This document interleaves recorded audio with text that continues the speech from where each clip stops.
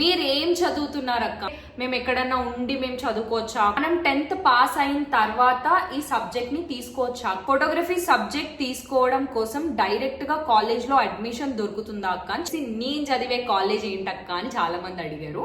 College fees ఎంత ఉంటుంది అక్క, మెన్ డామినేషన్ ఉందా అక్క, ఫోటోగ్రఫీకి ఫ్యూచర్ ఉందా అక్క అని అడిగారు. లేదు అంటే కనుక నీకు ఇందులో సీట్ వచ్చే ఆప్షన్ ఉండదు. హాయ్ హలో నమస్తే, welcome back to my channel. This is your cutie Dyna. చాలా మంది నన్ను ఆల్మోస్ట్ 2 years నుంచి చాలా మందికి చాలా క్వశ్చన్స్ రేజ్ అవుతున్నాయి.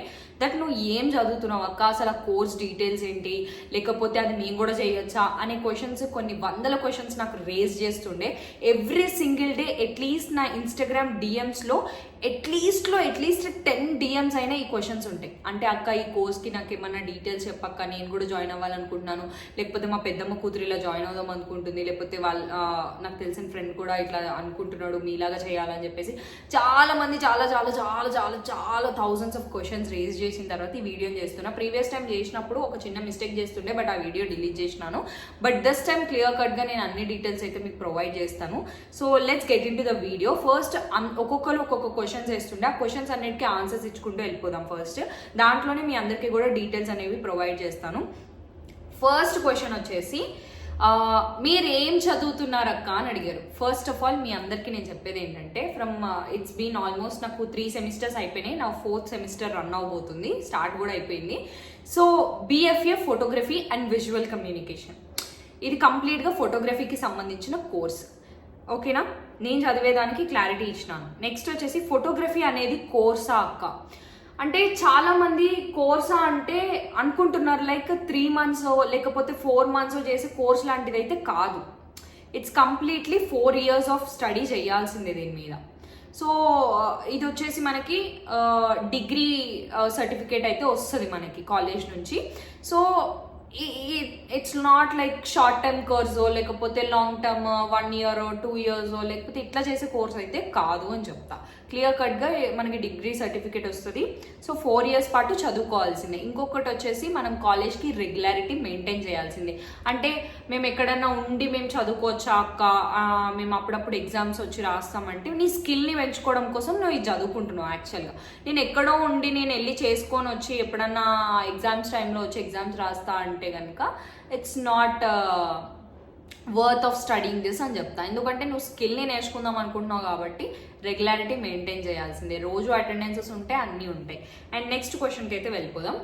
అండ్ మనం 10th పాస్ అయిన తర్వాత ఈ సబ్జెక్ట్ని తీసుకోవచ్చా అక్క అని అడిగారు. 10th పాస్ అయిన తర్వాత ఈ సబ్జెక్ట్ని తీసుకోలేము మనము. అట్లీస్ట్ మనము ఇంటర్ పాస్ అయి ఉండాలి. సో ఇంటర్ పాస్ అయిన తర్వాత మనము ఈ యొక్క సబ్జెక్ట్ని తీసుకోవడానికి ఎలిజిబుల్ అవుతాం. అండ్ వచ్చేసి దీనికి ఏమైనా ఏజ్ లిమిట్ ఉందా అని అడిగారు.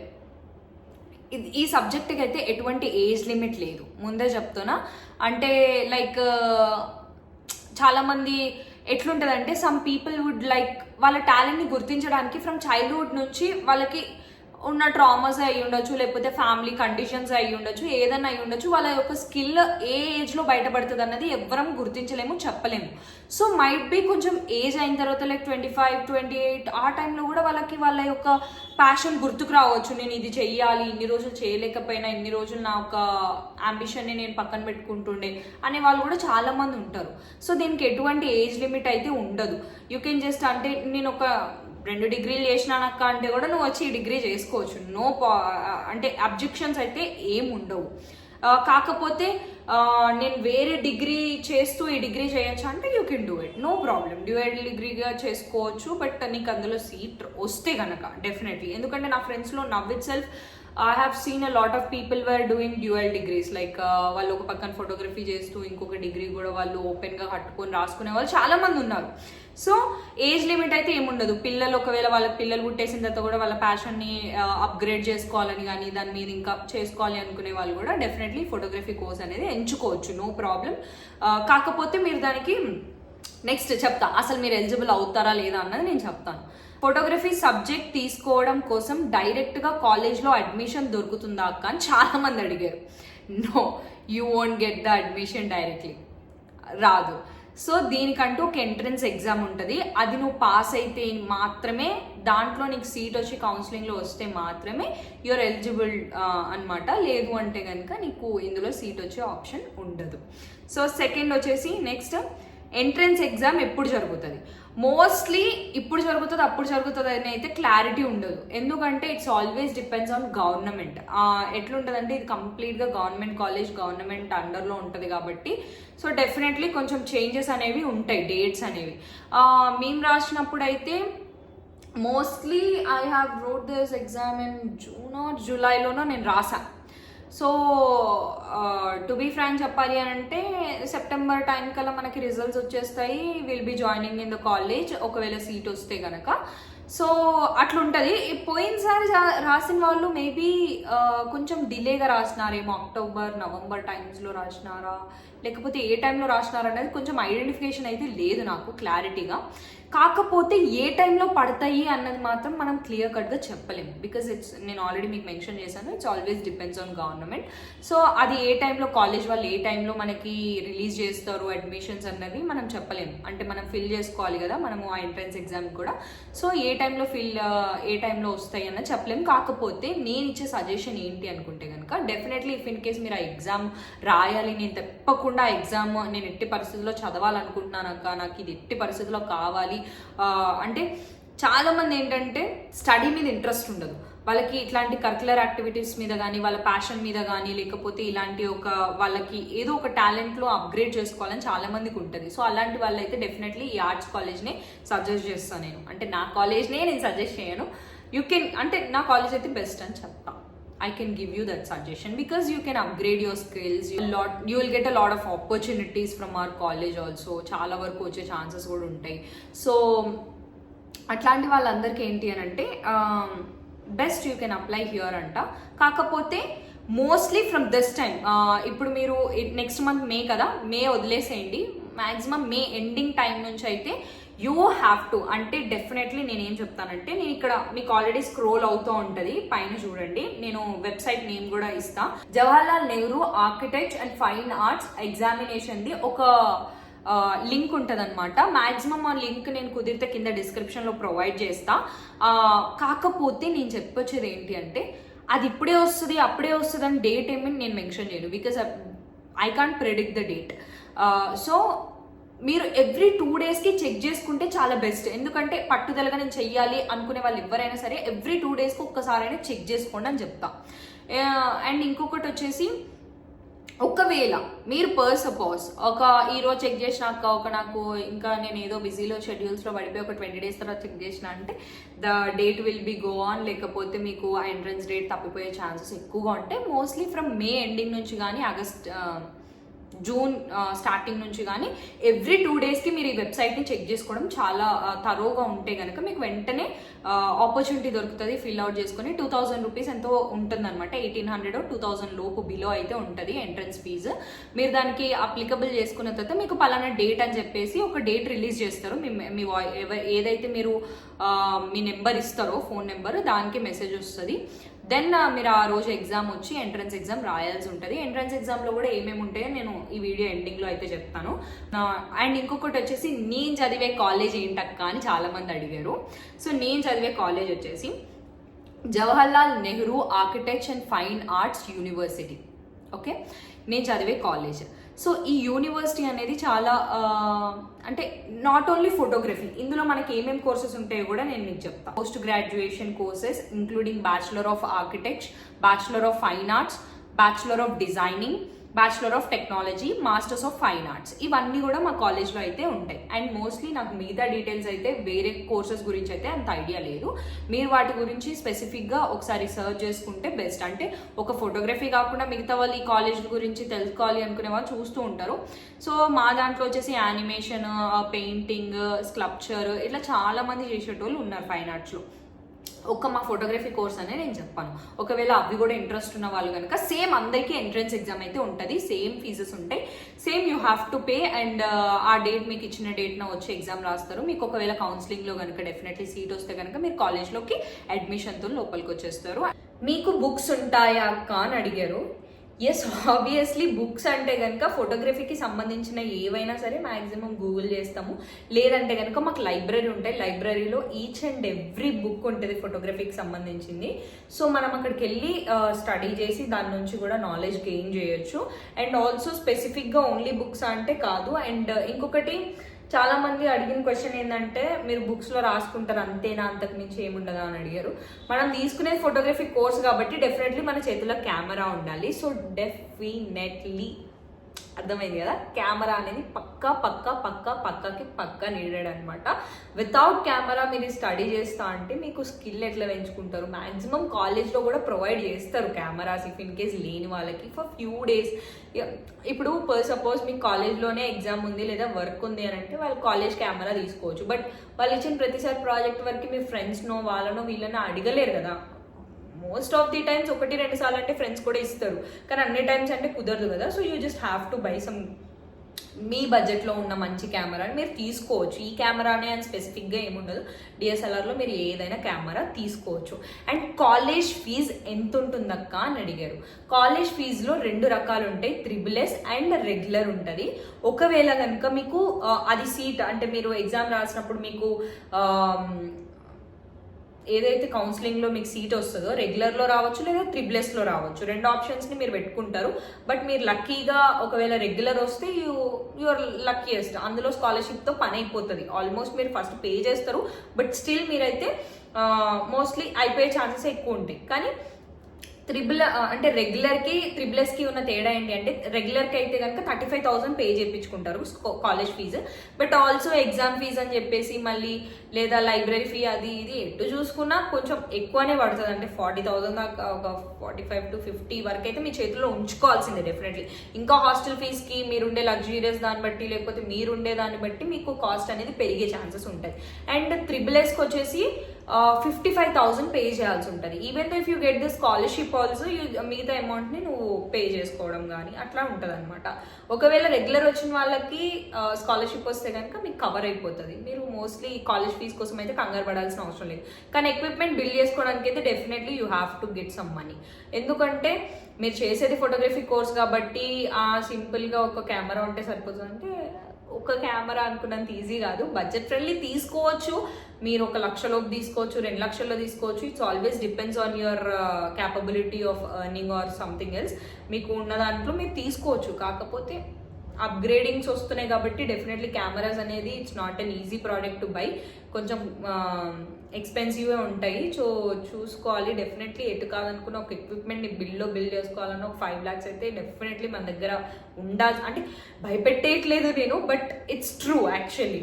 ఒకవేళ ఇది చదువుకున్న తర్వాత లోపైనా మీరు మెల్లమెల్లగా గెయిన్ చేసుకొని అయినా కొనుక్కోవాలి అన్నా కూడా డెఫినెట్లీ కాస్ట్ అనేవి అయితే ఇంక్రీజ్ అవుతూ ఉంటాయి, ఎక్స్పెన్సివ్ ప్రోడక్ట్స్ కాబట్టి. ఫస్ట్ ఇయర్స్కి అయితే కాలేజ్లో హాస్టల్స్ ఉండవు. సెకండ్ ఇయర్స్ నుంచి అయితే కాలేజ్లో హాస్టల్స్ అవైలబుల్ ఉంటాయి బాయ్స్ కానీ అయితే విన్నాను నేను. ఫోటోగ్రఫీకి ఫ్యూచర్ ఉందా అక్క అని అడిగారు. ఆబ్వియస్లీ ఉంది అంటాను, డెఫినెట్లీ ఉంది. ఎందుకంటే వితౌట్ ఫోటోగ్రఫీ నాకు తెలిసినంత వరకు మనం ఈ రోజుల్లో ఎవ్వరం లీవ్ చేస్తలేం అనిపిస్తుంది. ప్రతి చిన్నదాన్ని మనం క్యాప్చర్ చేసి పెట్టుకుంటున్నాం. నవ్వే డేస్ ఈవెంట్సే కానీ మన ప్రతి ఒక్క మెమరీని క్యాప్చర్ చేసుకోవడానికి మనకి ఫోటోగ్రాఫర్స్కి పెట్టేంత మనం దేనికి పెడతలేమంట. So this was the best course and wonderful course. ఎవరికైతే వాళ్ళ స్కిల్స్ ఉంటాయో వాళ్ళకి మాత్రం ఇది నెక్స్ట్ లెవెల్ ఆఫ్ ఆపర్చునిటీస్ అని అంట. సో దానికి ఫోటోగ్రఫీకి అయితే కళ్ళు మూసుకొని ఆపర్చునిటీస్ ఉన్నాయంట. కాకపోతే ఫోన్లో క్లిక్ చేసిన దానికి కెమెరాలో క్లిక్ చేసిన దానికి డెఫినెట్లీ డిఫరెన్స్ ఉంటుంది. అండ్ దీని కేటగిరీ దాని లైఫ్ దీని లైఫ్ కంప్లీట్ డిఫరెన్స్ ఉంటుంది. ఇప్పుడు ఎట్లుంటుందంటే నాకు తెలిసినంత వరకు రోడ్ సైడ్ తినే ఫుడ్ కూడా చాలా టేస్ట్ ఉంటుంది. దానికి మనం రెస్టారెంట్లో పెట్టేదానికి ఆంబియన్స్ మాత్రమే తేడా ఉంటుందంట, కానీ వర్క్ కూడా అంతే తేడా ఉంటుంది అంట. అంటే ఇక్కడ మనం రోడ్ సైడ్ ఏదైతే చేస్తామో సో ప్లాట్ఫామ్స్ అనేవి ఎంత డిఫరెన్స్ ఉంటాయో in the same way phone ఫోటోగ్రఫీకి కెమెరా ఫోటోగ్రఫీకి కూడా అంత డిఫరెన్స్ ఉంటుంది. స్కిల్ లేని పీపుల్ ఎట్లా తీస్తారో స్కిల్ ఉన్న పీపుల్ ఎట్లా తీస్తారో కూడా దానికి చాలా డిఫరెన్స్ ఉంటుంది. సో ఫోటోగ్రఫీకి లైఫ్ అనేది ఉండదు అన్న మాట అయితే ఉండదు. సో డెఫినెట్లీ దానికి మంచి లైఫ్ ఉందనే అంటా నేను.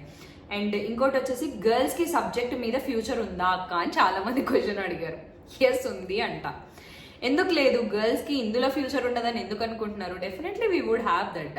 సేమ్ అబ్బాయిలకి ఎట్లాంటి ఆపర్చునిటీస్ ఉంటాయో మాకు కూడా అట్లాంటి ఆపర్చునిటీసే ఉంటాయి. కాకపోతే ఏంటి అంటే ఈ కోర్స్ని సెలెక్ట్ చేసుకోవడానికి అమ్మాయిలు అంత తొందరగా ముందుకి రారు అంట.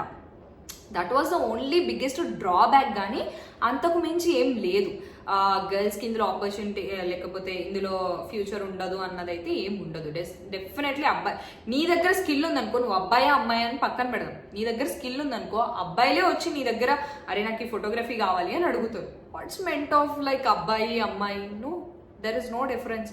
నీ దగ్గర స్కిల్ ఉంటే definitely you would be. And next వచ్చేసి మెన్ డామినేషన్ ఉందా అక్క ఈ ఫోటోగ్రఫీ కోర్స్లో?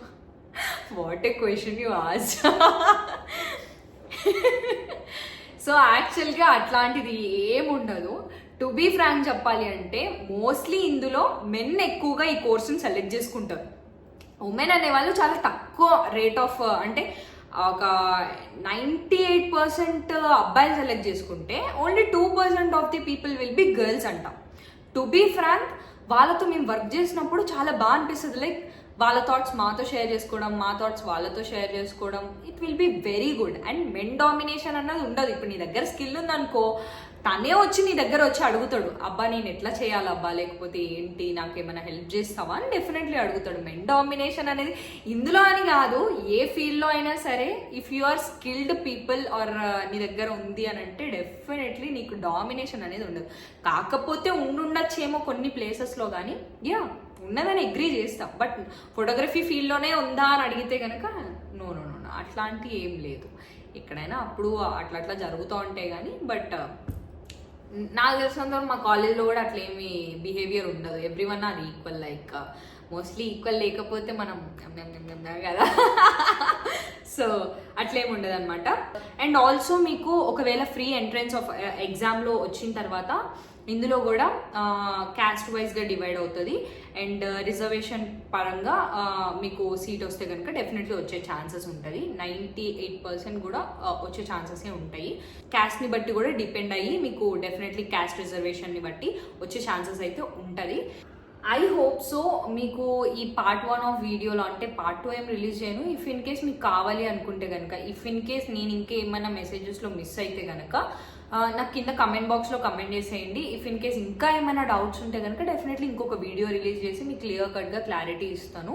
సో డెఫినెట్లీ మీరు ఒకవేళ కనుక ఎగ్జామ్కి ప్రిపేర్ అవ్వాలి చేయాలి అనుకుంటే కనుక just go through every single gap ఇచ్చైనా ట్వైస్ అయినా, వీక్లో ట్వైస్ అయినా చెక్ చేసుకుంటూ ఉండండి. నేను ఏదైతే కింద వెబ్సైట్ ప్రొవైడ్ చేస్తానో దాన్ని చెక్ చేసుకోవడం వల్ల ఏంటి అంటే ఒకవేళ నోటిఫికేషన్స్ రాగానే మీరు డైరెక్ట్గా అప్లై చేసుకోగలుగుతారు.